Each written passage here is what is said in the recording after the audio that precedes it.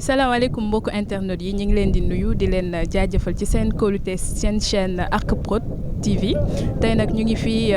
ci Tassinère nekk ci Gandiol au niveau de Saint-Louis ñu ànd ak nag benn jeune bu actif dans le domaine du développement de sa localité donc mu nekk koo xam ne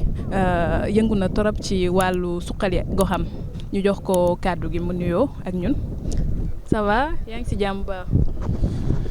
Ça va bien alhamdulilah maa ngi lay nuyu yow tamit di magnifier seen présence fii man la El Hadj Diop plus connu sous jeune leader donc man maa ngi dëkk Gandiol plus particulièrement Tassinère village de Tassinère donc comme ni nga ko waxee étant jeune nekk étudiant aussi nekk jeune entrepreneur. d'accord El Hadj ñu ngi lay jaajëfal ci sa ànd ak ñun di la laaj rek lan mooy sa rôle fii ci gox bi Tassinère. Merci beaucoup pour cette question. D'abord dañuy wax naan le milieu détermine l'homme. Nous sommes dans une zone bu nga xamante ni c'est une zone côtière et en plus bu ñuy wax des menaces yi nga xamante ni ça touche directement à l'environnement fii dañu gën a am impact bi que ce soit l'érosion côtière que ce soit l'avancée de la brèche que ce soit le réchauffement que ce soit déforestation ak tout aspect yu nga xamante ni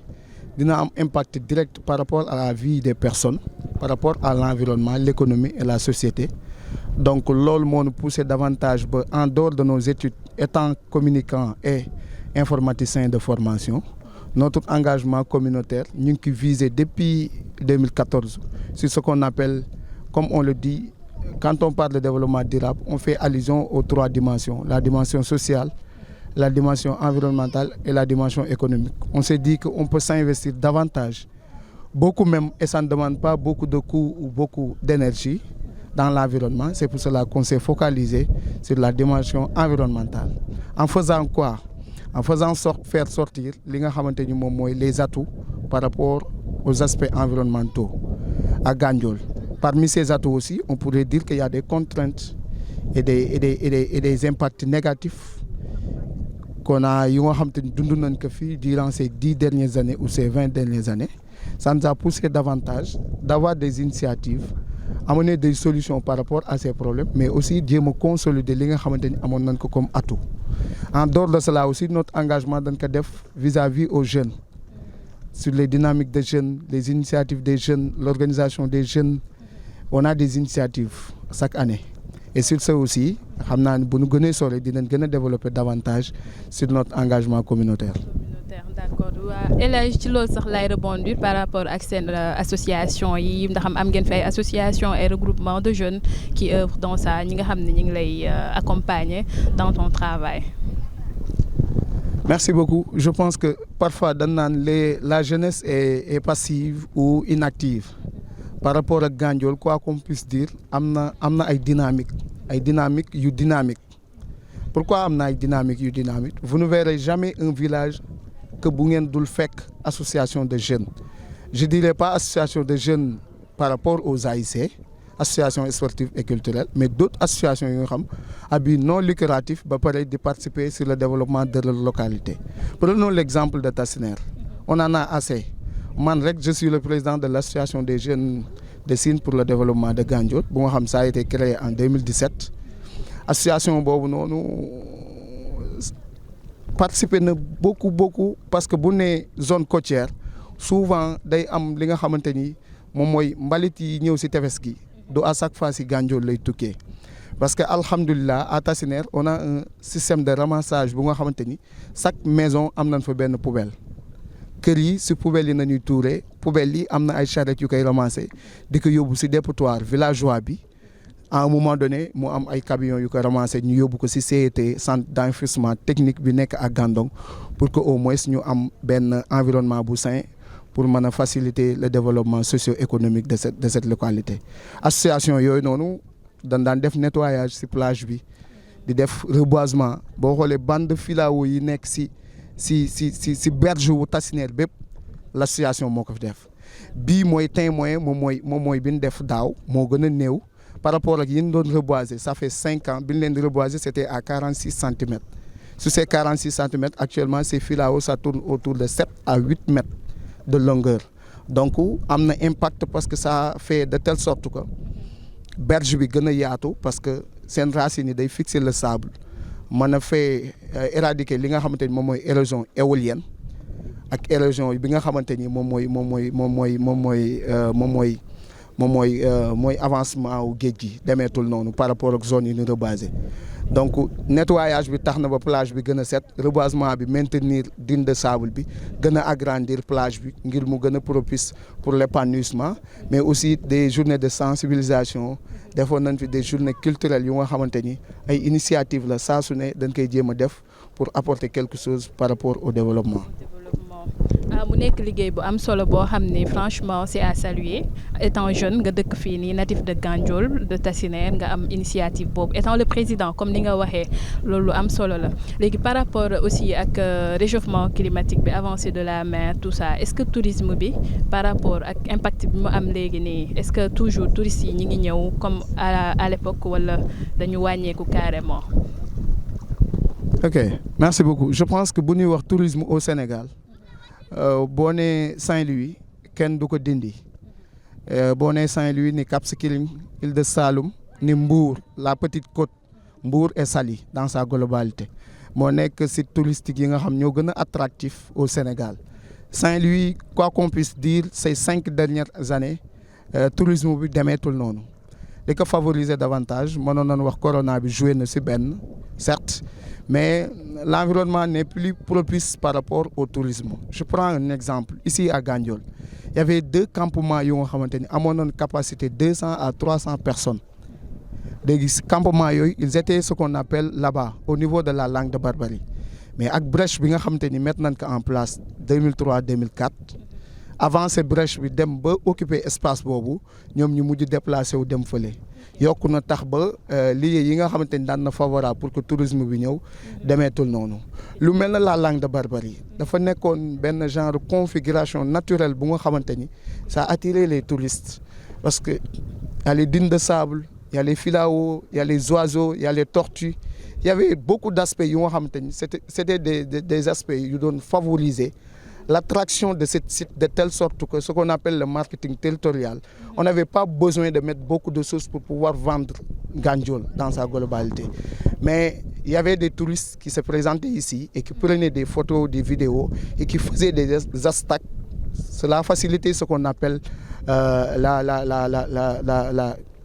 la promotion de cette zone. De ce fait, le tourisme était rentable quand même à Gandiol. Mais vu ces dernières années, vraiment avec l'érosion côtière, il faut le dire, parce que ça a favorisé l'avancée carrément de la brèche. Et sur ce, il y a des sites et des endroits qui ne sont plus propices par rapport au tourisme, mais aussi peut-être il y a un manque de politique par rapport à cet aspect, pour qu'au moins qu'il y ait des alternatives par rapport à ces problèmes. Je prends un exemple. Par rapport au changement climatique,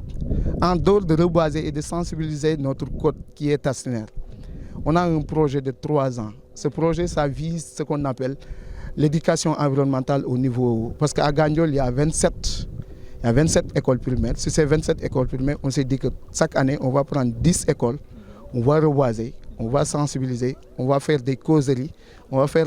ce qu'on appelle un système de parrainage par rapport à ces arbres, pour que ces jeunes-là prennent les responsabilités, parce que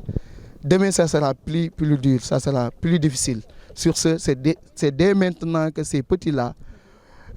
ils ont besoin de cette culture environnementale pour que leur environnement soit propice, pour qu'ils vivent aussi dans un cadre de vie propice par rapport à leur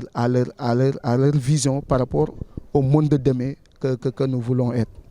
D'accord. Li nga wax am na solo trop par rapport ak jeunes yi, surtout seen sensibilisation, seen formation, parce que léegi comme ni ma la ko waxee woon érosion côtière bi comme ni nga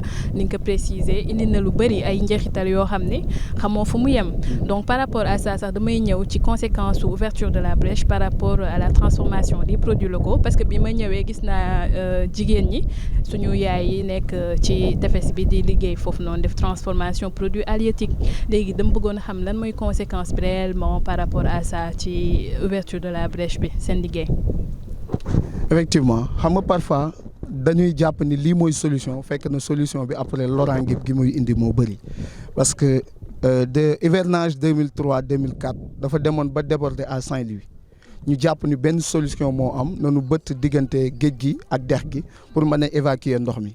or que man bu fekkoon jamono ji nañ ko doon def man mi nga xamante ni peut-être sama jàng soriwul man dinaa proposer leneen lu tax boo demee sayet boo leen demandé te suuf si nga xamante ni war nañ ko bay côté Waalo bi te bayuñu ko boo leen laajee lan moo tax bayuñu ko dan naan la irrigation bi àggu fa ndox mi àggu fa te ndox moomu moo débordé woon ba ñëw Saint-Louis si barrage de Diama ñu ni nag nañ ko génne si géej gi or que boobu bu nu augmenté woon irrigation bi davantage bassin de rétention yooyu nga xam ne ndox mi fa lay jaar pour que baykat yi bay du ñu am problème mu écoulement ba ndox mi ñu koy génne si géej gi ñu jàppoon ni solution la ndeke solution bu temporelle la dans l'avenir vu l'avancée dina indi ay impact am na nag ay impact positif am na ay impact négatif mais impact yi négatif yi moo ëpp de telle sorte que positif yi pour que nit ñi mën ko distinguer sax problème la retenons qu'il y avait 3 activités principales activités génératrices revenus à Gandiol il y avait 3 il y a un quatrième bi moom moo doon ñëw second plan moo doon nekkul si second plan lay ñëw 3 njëkk yi moo doon la pêche l'agriculture ak élevage la pêche avancée bi tax na ba le fleuve est salé te bu salé rek waaw day tax ba jeunes yi doon développé yi nga xam l'eau douce nañuy dund du ñu mën dund foofu noonu xam nga lu mel ne genre espèces yu bëri yu nga xamante ni da nga ko daan gis à Gandiol yaa ngi gis crevette bii nii là où nous sommes fii si dex gii ñu nekk nii le fleuve du Sénégal parfois daan na toll saison yu nga xamante ni toute une famille il y a 3 mois yu nga xam toute une famille 3 mois bii moo leen doon servir ñu koy woowee gambas dañ ko fi daan napp carrément si biir dex gi pas besoin di dem si géej gi pour mën ko am léegi on n'a plus cette possibilité pour mën ko am fii nii dem géej sax taxul nga am ko donc napp gi favoriser na ba à l'heure actuelle il y a plus de 3000 personnes qui sont des Gandiolais qui vivent 3 mois hors Gandiol doog di retourner pendant Tabaski xam lan moo ko waral parce que ñu ngi si secteur de la pêche ñii ñu ngi Mbour ñii ñu ngi Dakar ñii ñu ngi Kayar la plupart sont en Casamance que ce soit Kafountine Ziguinchor Cap Skirring ñi si des ñu ngi en Gambie donc li ko waral mooy mën nañu wax ni impacté na ko davantage par rapport ak brèche bi beneen bi mooy agriculture bu njëkk la langue de barbarie qui est derrière nous c'est entre le fleuve et la mer nekkoon na zone bu propice pour ñu mën fi bay mais depuis brèche bi di avancer waxuma la foofu mais 10 kilomètres après la nappe est salée. Merci beaucoup. Sur 2 mois, 3 mois, da ngay gis ko am 600 ou plus de 1000. Actuellement, à 10 kilomètres après, on n'a plus cette possibilité parce que brèche bi avancé na rendre na parce que Gandiol c'est une zone humide géej gi am na dex gi am na mais am na ay mares ak ay rives derrière te yooyu ñoo doon alimenter la nappe phréatique bi daan dem ba si tool yi si ces nappes là si ces rives et ces dérives là sont salées la nappe phréatique est salée donc ndox moomu kenn dootu ko mën a bàyyee élevage bi aussi boo gisee ni yenn zones yi fekkee dafa salé yenn espèces yi du fa juddu mooy yenn garab yi wala yenn gàncax te buñ judduwul bàyyi may duñ am lu ñu dundee moo tax à Gandiol c'est rare nga gis nag yu ñuy sàmm wala xar yu ñuy sàmm dem na ba donc impact négatif yi rëy na de telle sorte que économiquement ça a joué socialement ça a joué parce que am na ay kër yu jug am na ay ménages yu jug am na ay kër yu nga xam jug noonu parce que brèche bi moo daaneel seen kër beneen aspect bi mooy environnement bi aussi am na si impact parce que y a des environnements qui ne sont plus propices li si nekk positivité mooy ku nekk ni Gandiol ku ko wax xam ni xorom la dëkku xorom la donc maar yin fi génnee xorom boo xoolee depuis brèche bi avancé ak léegi extraction bi dafa gën a bëri que auparavant parce que comme nappe bi est salée day renforcer davantage taux de production bi. ma ñëw ci loolu léegi par rapport ak salinisation boobu xorom si mi ngi yokk mais commercialisation bi est-ce que mi ngi demee ni mu daan demee à l'époque wala léegi dafa wàññeeku ñuy écoulé. léegi nag gën léegi la gën a am prix parce que sa paanu xorom daan na fi jar sax 300 actuellement on te dit 1000 ou 2000 francs de plus. parce que aussi li ko yokk aussi du question que brèche bi la kase mais c'est une demande parce que voilà boo xoolee xorom buñ koy tudd si Afrique de l'Ouest Sénégal moo si ëppale te si Sénégal buñ koy wax Gandiol la ngay ak fi nga xamante ni mooy Kaolack ak Fatick beneen positivité bi mooy huîtres yi génn na fi que ce soit Pagne ak Yoxos développé wu na fi davantage te salinité wu espace bi moo ko waral de telle sorte que femmes yi nga xam ñoo daan transformer les produits halieutiques yi daan jóge biir géej bu nu amatul cette possibilité am nañ possibilité mën a transformer li nga xamante ni moom mooy huîtres yi. Par rapport si jigéen ñi rek laay ñëwaat parce que ñoom gis naa leen depuis sànq ni ñuy transformer voilà avec des conditions un peu difficiles ñoom est-ce que vraiment écoulement bi produit bi ça va comme il faut ñi ngi koy écouler comme il faut ñi ngi ciy am économiquement parlant li nga xam ne moom la ñu soxla réellement est-ce que ñi ngi ci gis seen bopp. Man je suis bien placé parce que auparavant bokkoon naa si ñuy wuti Pagne pour ñëw jaay ko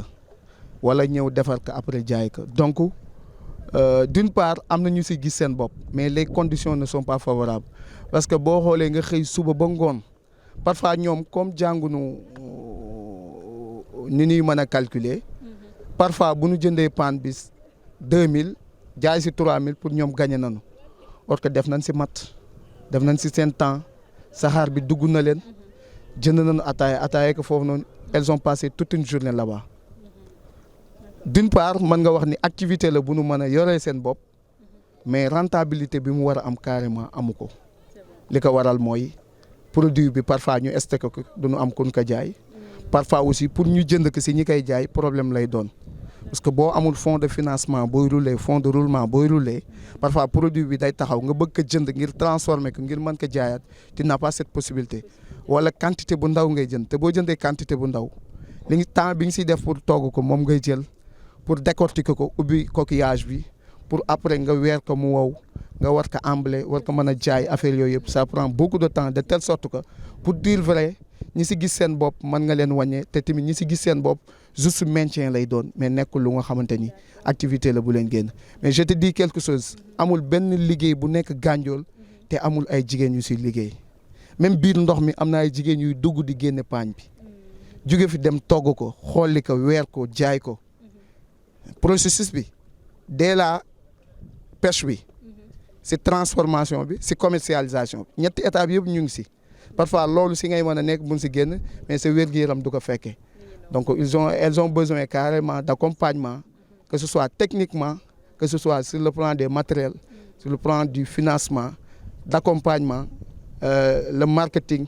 emballage beeg conditionnement bépp ba mu mën a répondre aux normes pour que nu mën ko jaayee si ay supermarché yeeg yooyu ngir mu gën a am prix de plus. D'accord. Alors merci El Hadj merci si tontu yi nga indi yaakaar naa ni suñuy internet kontaan ngeen aussi ci intervention El Hadj bi nga xam ne nekk na ndaw Gandiol bu jàmbaare donc moom la ñu invité woon tey ci suñu émission di leen fàttali ñi ngi woon Gandiol fii ci village bu ñu naan Tassinère di kontaan ci yéen ci seen teewaay si suñu chaîne Arc Prod di leen wax rek di leen digtal ba beneen incha allah.